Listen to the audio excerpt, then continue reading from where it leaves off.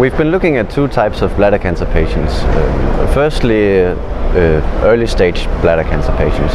So these patients are typically monitored over many years to see if their minor tumors has some characteristics that will tell about whether they progress to large muscle invasive and very lethal tumors or not. And for these patients, we've been collecting urine and blood samples every time they come into the clinic and have their bladder examined to see where we're going here.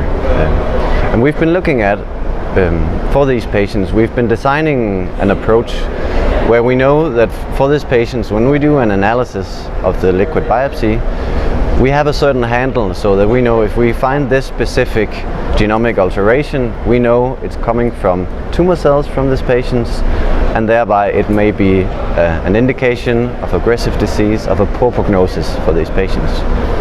So we've been looking at all these serially taken urine samples, mainly for these patients, and then we've been simply measuring how many DNA fragments that has this genomic alteration can we actually measure in these liquid biopsies. And we've been seeing pretty strong patterns that if we can measure a high level at some point during the time course that these patients are monitored, then there's a high probability that they will actually progress to lethal muscle invasive disease.